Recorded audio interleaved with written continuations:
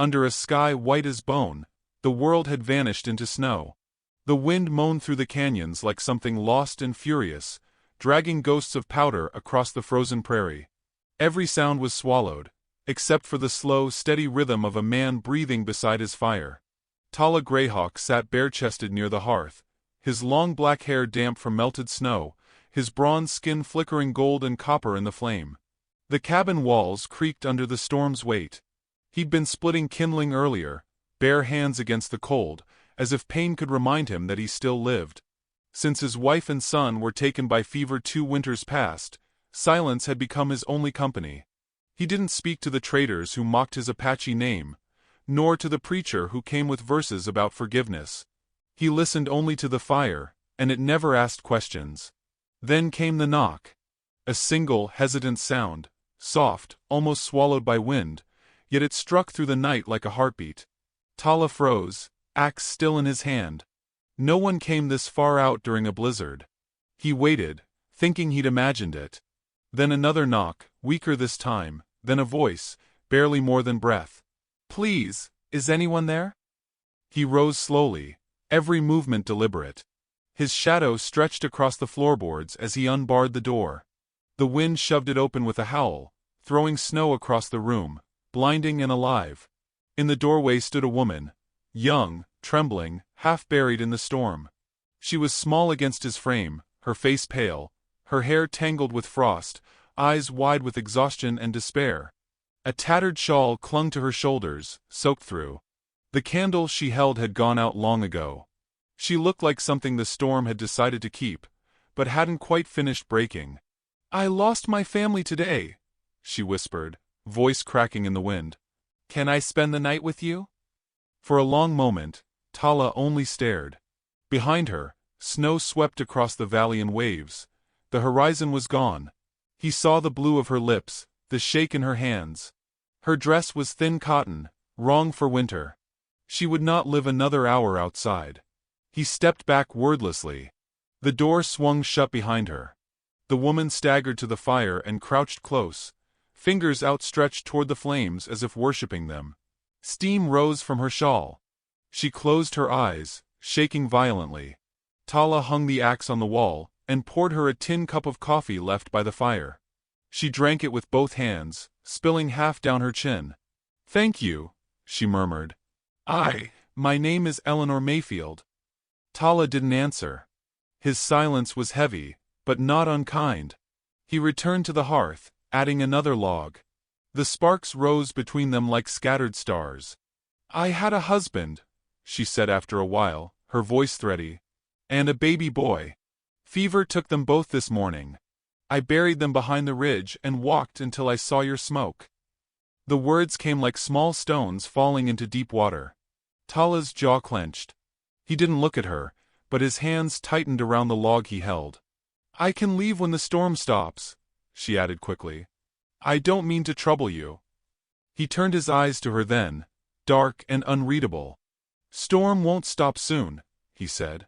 His voice was low, rough from disuse. "You stay." Eleanor nodded, though shame flickered across her face. To need a stranger's mercy, an Apache man's at that, was not what the world had prepared her for. But her body, desperate for warmth, betrayed her pride. She sat nearer to the fire, feeling life return to her fingertips in painful jolts. The cabin smelled of cedar smoke and damp hide. Outside, wind screamed across the roof, prying at every crack. Inside, the two of them sat in silence. The fire spat and hissed, as if speaking the words they would not. When Tala finally spoke again, his tone was cautious. "You walk alone from town?" She nodded. "From Willow Creek." It was still morning then. "The preacher helped me bury them. Said God gives strength to those who keep walking." Her lips curved faintly, though it wasn't a smile. "I just kept walking." Tala's gaze fell to her hands, raw, cracked, bleeding at the knuckles. He fetched a small jar of bear fat from the shelf and placed it beside her without a word. "Thank you," she whispered again, softer now. They spoke no more.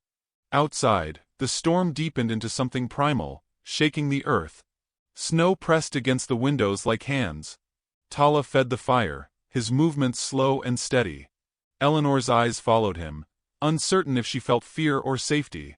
The warmth of the flames blurred her grief for a moment. Later, when exhaustion pulled her eyelids down, she laid herself near the hearth, using her shawl as a pillow. Tala watched her sleep. The lines of her face softened in the light. Sorrow loosened its grip for a moment. She looked like someone who had forgotten how to rest but was trying again. He should have turned away, but something in her presence pulled at the quiet ruin inside him. He thought of his wife, her laughter once filling this same space, and how the fever had left only silence. The ache he buried stirred, slow and dangerous. He rose and draped his own blanket over the sleeping woman. She stirred, murmuring something he couldn't catch. Her hand brushed his wrist, feather-light, before settling again. Tala stood still, the contact burning through him like sunlight on ice. He withdrew, stepping outside into the storm, bare feet sinking into snow. The cold bit deep, but it steadied him. He looked out across the white wilderness, where the world disappeared into the wind. Once, he had prayed here. Once, he'd shouted at the sky until his voice broke. Now he simply watched the snow fall, indifferent, endless, clean. Behind him, through the thin walls, he could hear her breathing. He stayed there a long time, letting the snow gather on his shoulders. Somewhere in the distance, a wolf cried, a lonely, hollow sound swallowed by the wind. Tala looked toward the sound, and for the first time in 2 years, whispered into the dark, "She's not yours to take." When he returned, the fire had burned low. Eleanor's face glowed faintly in the amber light. He knelt to stir the coals, careful not to wake her. Her hand still clutched the tiny cross that hung around her neck. It glimmered when the flame caught it. Something in him softened. He reached for the axe again, not to strike, but to brace the door more firmly against the wind. He set another log on the fire and sat back down, his eyes never leaving her face. Hours passed. The storm screamed itself hoarse. The world outside vanished completely beneath white. Inside, only the pulse of fire and the slow rhythm of 2 broken people learning how to breathe in the same silence. When dawn finally bled through the frost-covered window, the snow had sealed the door shut from the outside. The storm had trapped them together. Tala watched the pale light crawl across the floorboards and settle on her face. She looked younger, fragile, almost at peace. He realized then what the old ones used to say was true, that sometimes the spirits didn't send you what you wanted, only what you needed to keep walking through the winter. Eleanor stirred, eyes opening to meet his. For a moment, neither spoke. The fire crackled between them, bright and alive. Then she whispered, almost apologetically, "I dreamed there was sunlight again." Tala's gaze didn't waver. "There will be," he said quietly. But even as he said it, snow began to fall harder against the roof, thick and relentless. He rose, pressed his palm to the windowpane, and frowned. The world was white again, no tracks, no horizon. They weren't just trapped for the night. They were alone in it, completely. The last ember popped, and in the silence that followed, both of them understood that the storm had given them no mercy, only time, and what they did with that time would change everything. Morning came quietly, silver and cold. The storm had eased, but the world outside the cabin was sealed in white. The door was frozen shut, the windows crusted with frost that caught the pale light like shards of glass. Inside, the fire had burned to coals, breathing a faint orange heartbeat into the gloom. Eleanor woke first, her breath misting in the chill. For a moment, she did not know where she was. Then the smell of smoke, the sound of a horse whinnying faintly outside, the sight of Tala sitting at the table, bare-shouldered, hair loose, carving something with his knife, brought it all back. Her throat tightened. Grief rose like a wave. But the sound of his blade against wood steadied her, a rhythm to hold on to. She gathered the courage to speak. "You've been up long?" He didn't look up. "Sun before you." His English carried the low cadence of another tongue, clipped and deliberate. She noticed his movements were careful, precise. The wood in his hands was becoming the shape of a small bird. "I can make breakfast," she said softly, rising. The hem of her dress brushed the floor like paper. "It's the least I can do." "You rest," he said without turning. "You're weak." The words stung. though his tone was not cruel. She straightened her shoulders. I'm not helpless. Tala's knife paused. He set it down, finally meeting her gaze. His eyes were dark and calm, like a still river. Didn't say you were. Their silence thickened, warm as smoke. Eleanor moved toward the small shelf by the hearth, finding dried beans, a little salt, and a strip of venison. She worked quietly, hands trembling slightly from cold. Tala watched her without speaking. She could feel his gaze, heavy and assessing, as though he were measuring what kind of woman had survived the night on his floor. When the stew began to simmer, the smell filled the cabin, rich and earthy. The tension softened. Tala poured coffee into 2 tin cups and slid one toward her. She accepted it, her fingers brushing his. A spark of warmth passed between them, awkward, human, real. They ate in silence. The fire crackled. After a while, Eleanor asked, "Do you live here alone?" Tala nodded once. "Long time. What about your family?" He didn't answer. The line of his jaw hardened. She regretted the question immediately.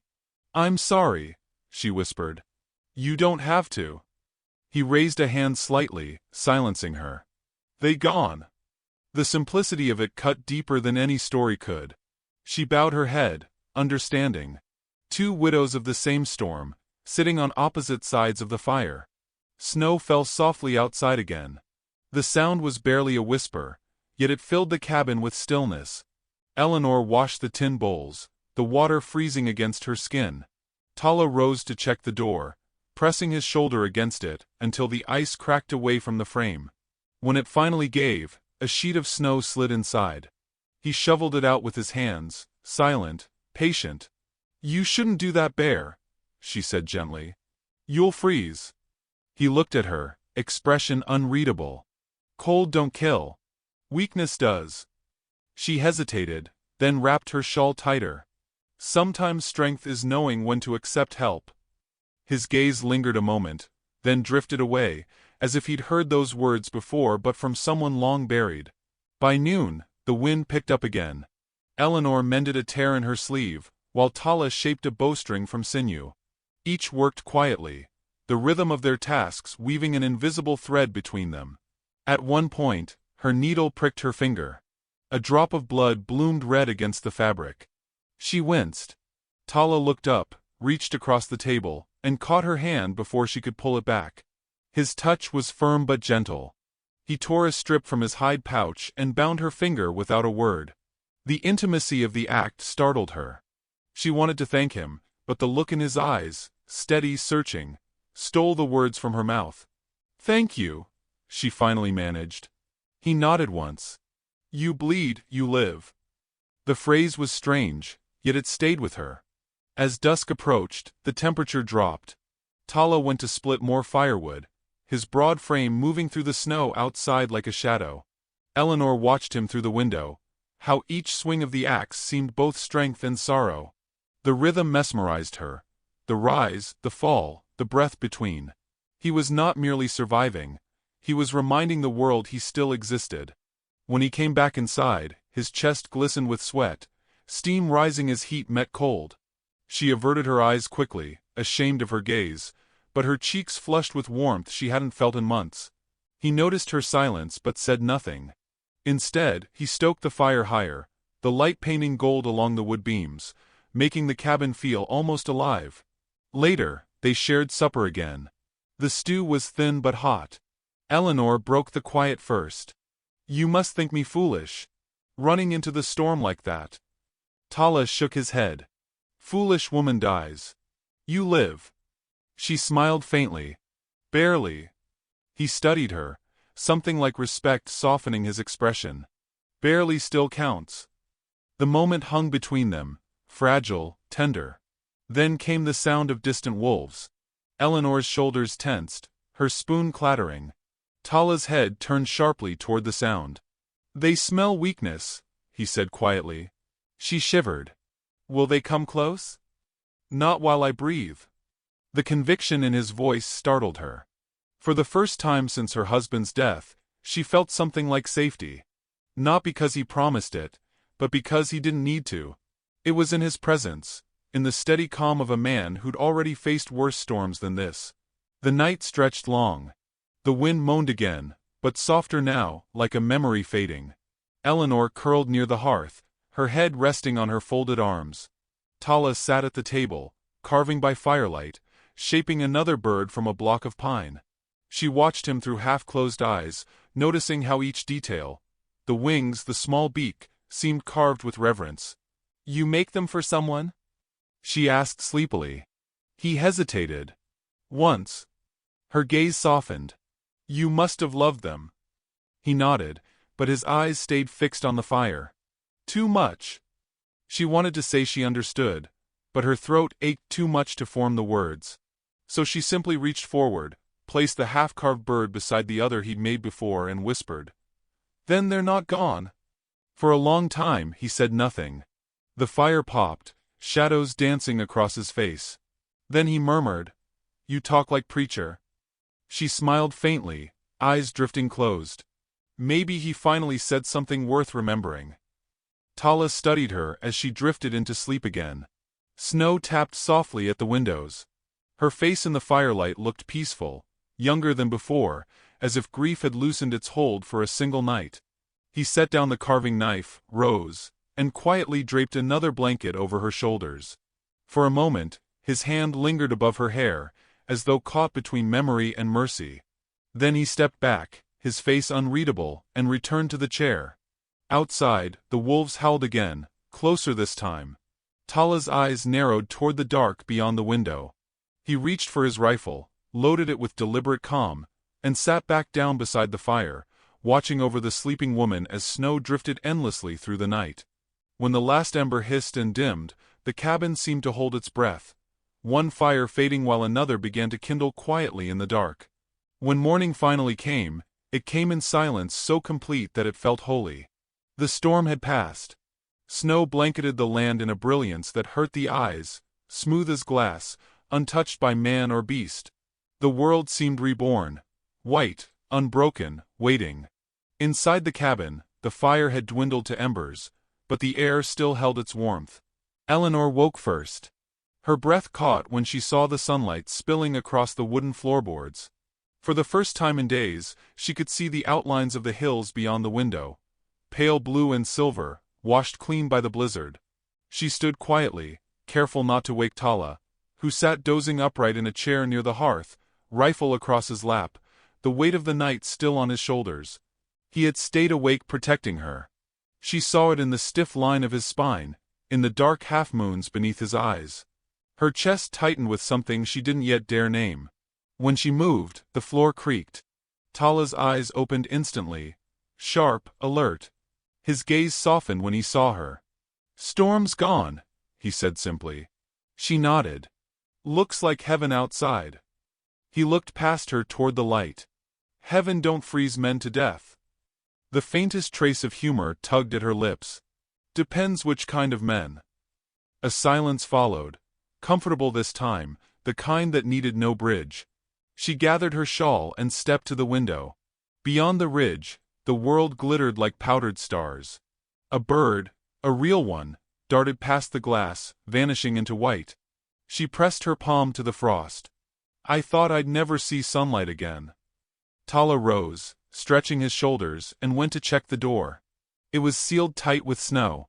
He set his shoulder against it, and pushed until it gave way with a crack and a rush of cold air.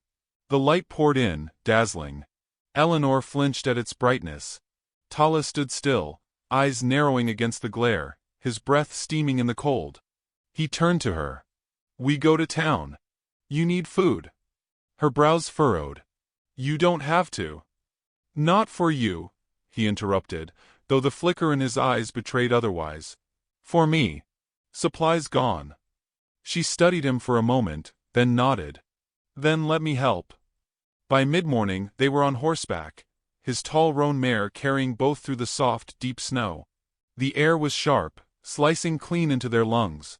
The world stretched endless around them, white hills rising like frozen waves beneath a sky so clear it seemed made of glass. Eleanor clung to his waist, her fingers brushing the warmth of his skin, where his shirt hung open at the neck. Each breath she took filled her with equal parts fear and strange, wordless calm. The path to town wound through narrow passes and frozen streams. The ride was long, silent. Once, when the horse stumbled, Tala reached back to steady her, his hand closing around hers, rough, warm, reassuring. He didn't let go until they saw smoke from the chimneys of Willow Creek, curling up into the pale sky. As they approached, Eleanor's heartbeat quickened. She hadn't been seen since the funeral. Her husband's death had been whispered about. Some said she'd cursed him by marrying an Apache sympathizer, others that she'd brought the fever herself. Small towns carried grief like frost. It clung to everything, even when you tried to shake it off. When they reached the trading post, people turned to stare. Tala dismounted first, helping her down. His hand lingered at her waist a moment too long. Murmurs rippled across the snow-packed street. A man near the saloon spat in the snow. Two women near the well exchanged looks, whispering behind their gloves. Eleanor felt the heat rise to her cheeks. Every eye burned through her. "They think," she began, voice low. "They think too much," Tala said. His tone carried no anger, only a tired understanding of cruelty. Inside the post, the air smelled of sawdust and coffee. The owner, Mr. Farrow, froze when he saw them. His gaze flicked from Tala to Eleanor and back again. "You all right, Mrs. Mayfield?" he asked, too loudly. "I'm fine," she said evenly. "Just need flour. And salt." "Aha." He weighed the sack with trembling fingers, his eyes still darting toward Tala, who stood silent near the doorway, broad and unmoving as a mountain. "You sure you want to be seen with?" Her voice cut clean through his hesitation. "I said I need flour." Farrow flushed, muttered something about snowmelt, and slid the bag across the counter. Eleanor paid with her last coins. Tala said nothing until they stepped back into the sunlight. "You didn't have to speak for me," he said quietly. She looked at him, eyes fierce in the bright cold. "No one ever did that for me either." Something in him shifted then, a quiet surrender, like thawing ice. They rode home through the silence of melting drifts. The snow softened under the sun, breaking into rivulets that sparkled as they flowed downhill. The air smelled of pine and wet earth. For the first time, Eleanor laughed, a clear, surprised sound that startled even her. Tala glanced back, brow raised. "What?" "Snow just fell off that tree," she said, pointing, grinning. "Right onto your shoulders." He glanced down at the dusting of white across his skin and shook his head, half smiling.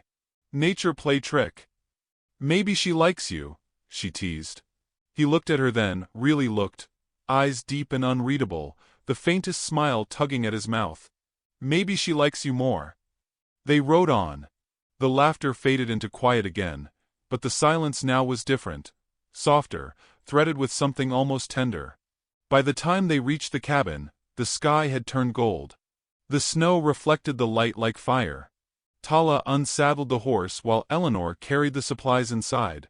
The air was crisp, the world breathing again. She hummed a tune as she worked, an old lullaby from her mother's voice long ago. Tala froze when he heard it. "That song," he said slowly, "my wife sang same." Eleanor stopped, eyes widening. "You're serious?" He nodded. "Different tongue, same heart." They stood there for a long moment, the fading light pooling between them like something sacred. Later, as night fell, they ate quietly. The fire painted their faces in amber and shadow. Eleanor spoke of her husband. Not the sickness, not the death, but the laughter before. How he'd built her a cradle with his hands. How he'd promised her they'd see the ocean someday. Tala listened, every word turning the room into something fragile and alive. When she finished, he said softly, "You loved him well." "I did." Her gaze dropped to her hands. "And now I don't know who I am without him." Tala stirred the coals with a poker. "When my wife died I thought same. Then I learn. Pain not kill. Only change shape." Eleanor's throat tightened. What shape did it take? He met her eyes. "You." The air went still. The fire crackled once, a single ember leaping. She didn't answer, couldn't. Her heart beat loud enough to drown the silence. Tala turned away first, jaw set. Outside, the wind had gone still, the sky filled with stars sharp as glass. Eleanor rose and went to the small table near the window. On it sat the 2 wooden birds Tala had carved, the ones he'd left beside her bed. She touched them lightly, tracing the grain of the wood. "You made these from the tree by the creek, didn't you?" she asked. "Yes. It's strong wood." He nodded. "Won't break easy." She turned, holding the birds in her hands. "Neither will we." The words came before she thought them, and they hung in the air between them, shimmering with truth. Tala rose slowly. His eyes searched hers, the weight of everything unsaid pressing between them. Then a sudden sound broke the stillness, a sharp crack outside, like wood splitting. Tala moved instantly to the window. In the distance, the pale glow of torches flickered against the snow. Figures moved, several of them. "Who is it?" Eleanor whispered. "Not friends," he said quietly, loading his rifle. "Riders from town." "Why would they?" He didn't let her finish. "Because they think no white woman should stay with me." Eleanor froze, the birds still in her hands. The firelight flickered across Tala's face, hardening it into something carved from stone. "Stay behind me," he said, voice low. "If they come, you don't speak. Let me handle it." The wind outside shifted, carrying faint voices closer. Eleanor's pulse quickened. She set the wooden birds down gently, their shadows long across the table. The sunlight that had blessed them hours before had vanished. Now, the night returned with questions neither of them could yet answer. The night came down hard and full of tension. Outside, the wind clawed at the cabin walls while the faint glow of torches moved closer across the white expanse. Tala stood by the door, rifle in hand, his face half lit by firelight, half drowned in shadow. Eleanor could see the storm in his eyes, quiet, focused, resolute. She pressed her palm against the wooden table to steady herself, feeling the thud of her own pulse echoing the distant hoofbeats. The men came fast, voices rough with liquor and hate. "We know she's in there," one shouted. "Ain't right, her staying with your kind." Another voice answered. "You send her out, Greyhawk, or we'll burn you both to ash." Eleanor's body trembled. She whispered, "They'll kill you." Tala glanced over his shoulder. "Then they'll try." He moved like the wind, silent, controlled. He blew out the lantern, plunging the room into a low red glow from the fire. The smell of smoke and cold iron filled the air. Eleanor crept toward him, her breath visible. "Let me speak to them," she pleaded. "If they see me alive, maybe." "They don't want truth," he said. "They want fire." Snow crunched outside. A rifle cocked. The first shot splintered the doorframe, wood exploding near Tala's shoulder. He dropped to one knee, and returned fire through the crack between logs. The thunder of the gun echoed through the hills. One of the torches fell, hissing out in the snow. "Stay down," he ordered. Eleanor crouched beside the hearth, heart pounding. Every blast of gunfire lit the room in momentary flashes of white and gold, painting the fear on her face, the determination on his. Between volleys, she heard the men shouting her name, twisting it into something cruel. "Widow Mayfield. You cursed him, and now you lie with a savage." Her tears came, hot and silent. She pressed a hand to her mouth, choking on the sound. Tala fired again, his jaw set, muscles taut. "They don't see woman," he said softly. "They see shame they made." Another bullet shattered the window. Glass fell like ice around them. Smoke thickened in the air. Eleanor coughed, eyes burning. Tala reached for her hand and pulled her behind the heavy oak table, shielding her. The heat of his body was solid, steadying. Outside, the wind rose again, louder, sharper. The storm was returning, swirling the snow into blinding flurries. The men cursed as the wind stole their aim. One shouted, "Fall back to the barn. Light it." Tala stiffened. "They'll burn the horses."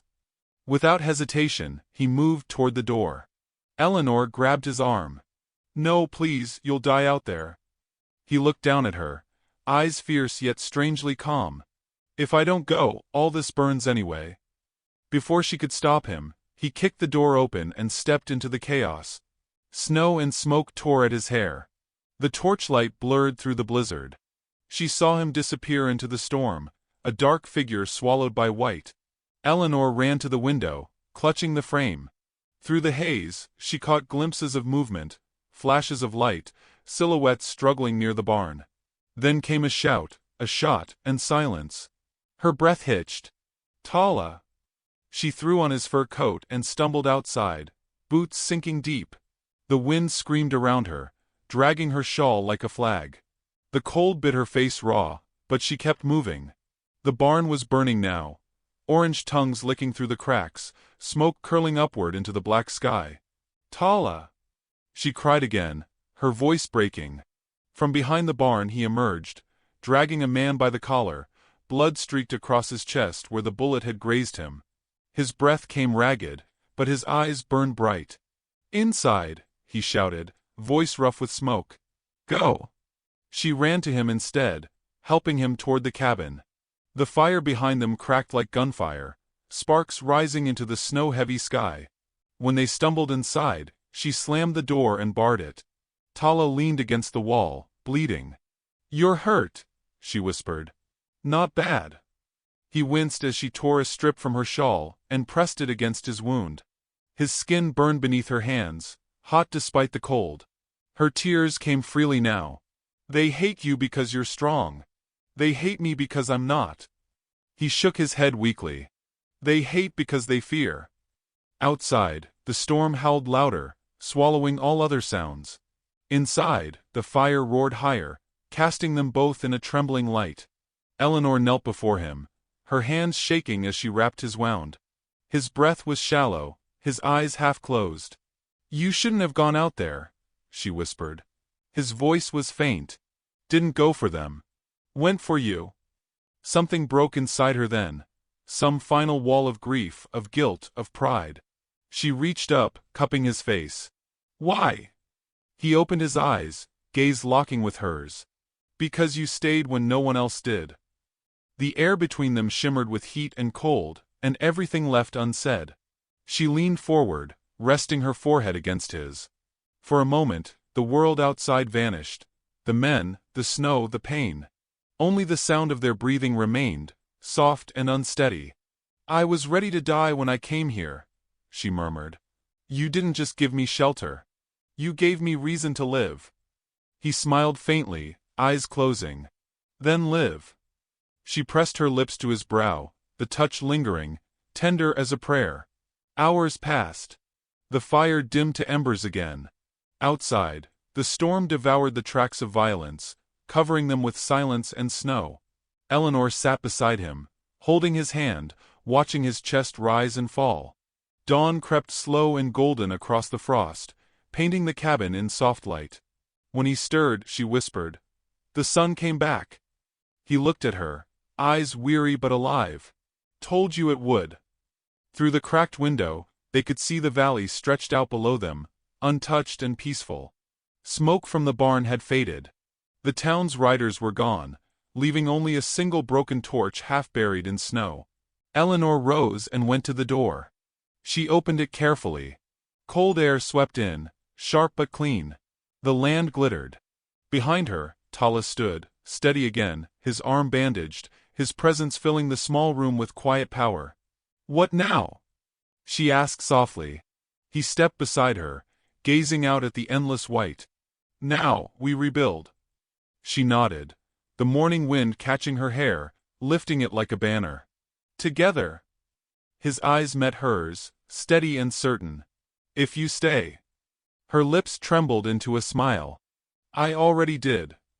They stood there as the sun climbed higher, melting the ice from the eaves, turning the world gold. In that stillness, there was no longer a widow and a warrior, only two souls who had outlived the storm. Far below, the first thaw of spring began to trickle through the valley, unseen but sure. And above it all, smoke rose from their chimney in a thin, steady line. Neither surrender nor defiance, only the quiet proof that love, once kindled, can survive even the coldest war.